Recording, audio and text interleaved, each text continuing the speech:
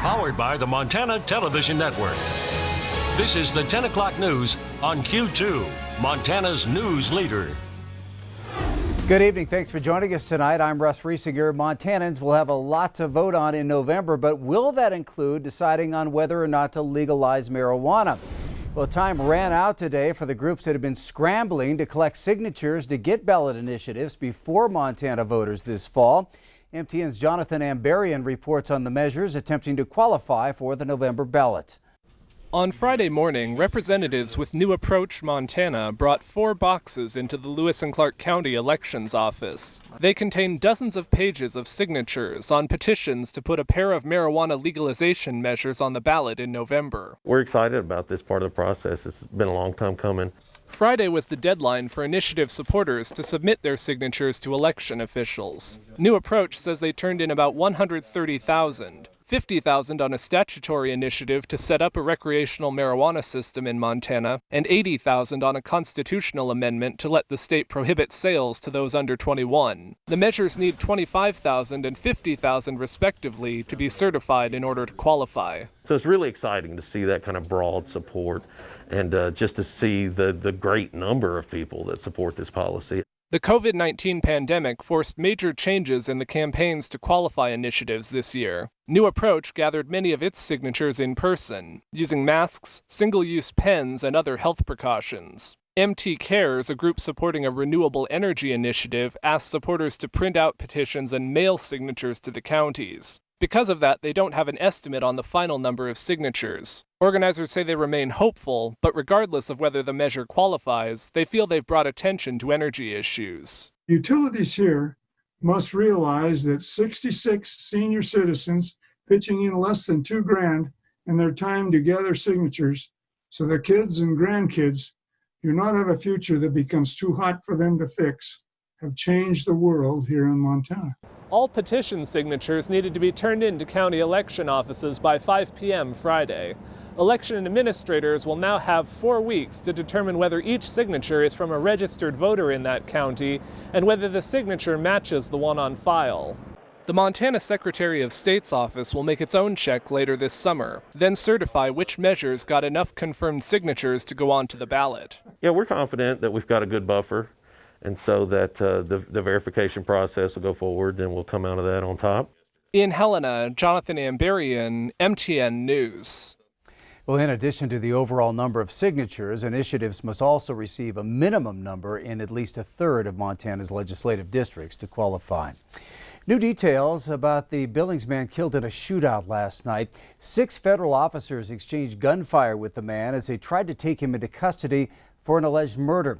Billings police say the 19-year-old Billings man killed was wanted for that murder in Colorado. It all played out in the 700 block of Cook Avenue around 6:30 last night. The man opened fire on members of the United States Marshals Montana Violent Offender Task Force who were there to try and arrest him on a warrant. The suspect, whose name has not yet been released, died at the scene. No federal officers were injured, and Lieutenant Brandon Woolley says no Billings police officers were involved in that shooting. Billings Police Department detectives will conduct the investigation. This week, the family of Stephen Bear Crane settled a lawsuit that alleged racial discrimination in a 2005 shooting death of a Native American. As Q2's the FBI admits that there was no fault. Bear Crane's family hopes its voices and the voices of others like them will finally be heard. 23. Steve was 23. He just had a really contagious smile that when he smiled at you, you had to smile back. And Stephen cared even for his coworkers, even Bob, the shooter. It has been over 15 years since Stephen Bear Crane was shot to death at a ranch house on the Crow Indian Reservation in the southeast corner of Yellowstone County. His mother, father, and other family members haven't stopped fighting for justice for him since. It's been a long road, a path of justice that's filled with hurt, that's filled with frustration. Bear Crane had earned a reputation as a horse whisperer, breaking horses on the ranch where both he and the man who shot him worked. The shooter, who was a friend of Bear Crane's, claimed the night of Bear Crane's death that Bear Crane was drunk and attacked him and that he fired in self-defense. No charges were ever filed in the case. Bear Crane's family had numerous problems with the investigation. They say the BIA wasn't notified till hours later and that key evidence was ignored.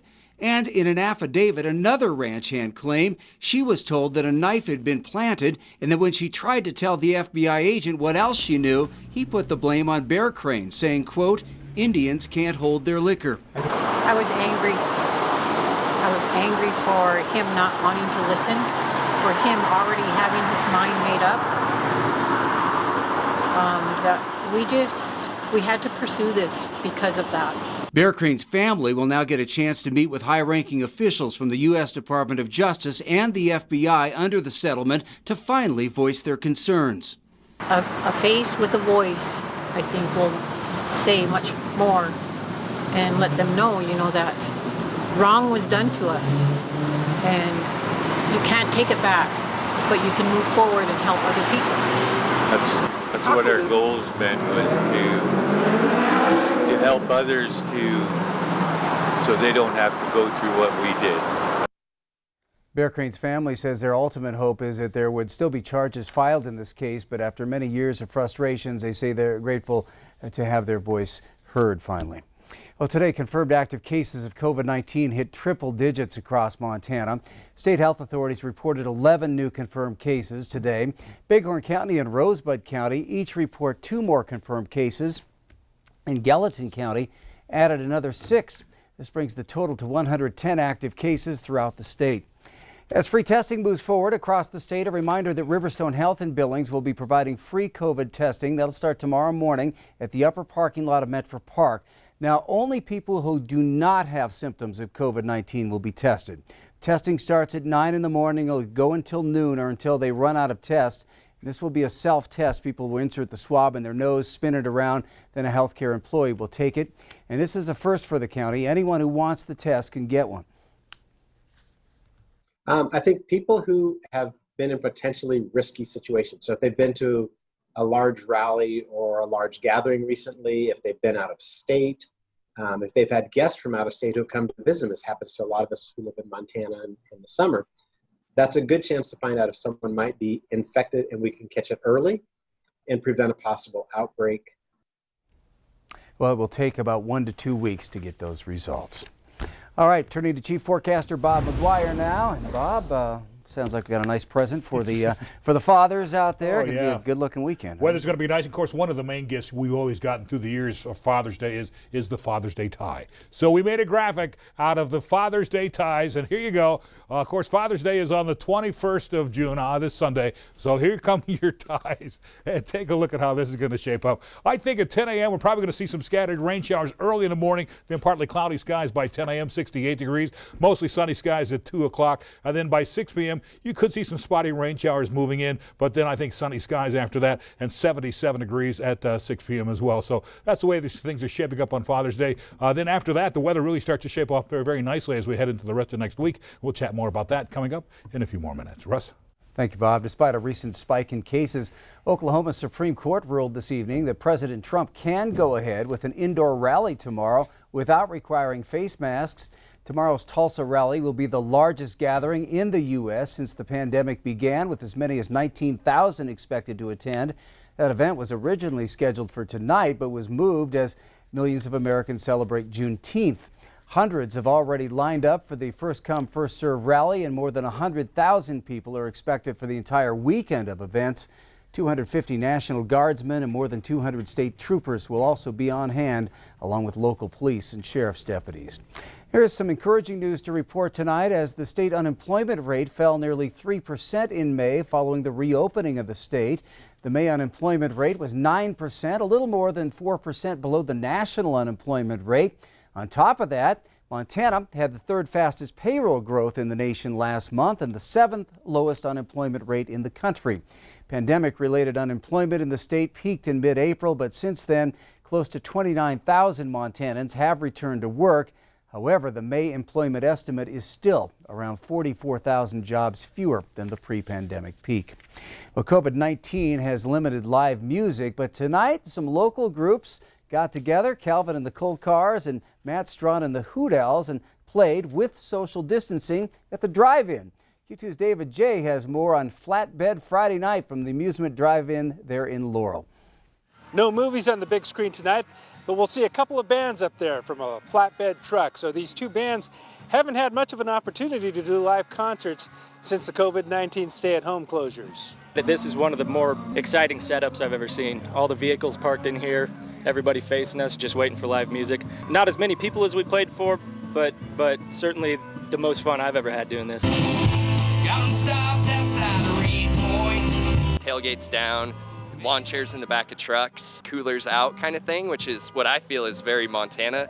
And so it's really cool to be a part of this. We've never done anything quite like this. Well, we love watching Calvin and the Coal Cars and listening to their music, and we decided we would take in a show this summer. Just to be out and socialize and talk to people and, obviously have a news crew and come say hi to us is pretty rare. I'm going to say that right off the bat, but it's really nice to get out and in the fresh air. I would say we're kind of along the lines of Americana. We're just, writing stories about the American condition. So it's inspiring, and we were over at the van talking, and we're like, we got to start, we got to keep going with this. So we're excited to see where we can bring it next. A lot of people pulled up their cars and trucks to watch the concerts. A lot of enthusiasm out here, and the bands are thinking that we may be seeing more of this in the future. That's the latest from out here. Russ, will send it back to you.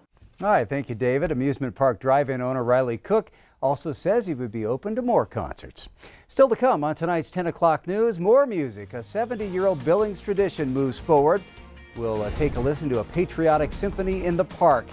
And in sports, well, it would have been time to play ball. The Billings Mustangs would have had their opener tonight. Instead, Scott takes a trip down memory lane with some of his fondest Mustang memories. You're watching MTN News with Janelle Slade and Russ Riesinger, Storm Tracker weather with Bob McGuire, and sports with Scott Breen. This is the 10 o'clock news on Q2, Montana's news leader.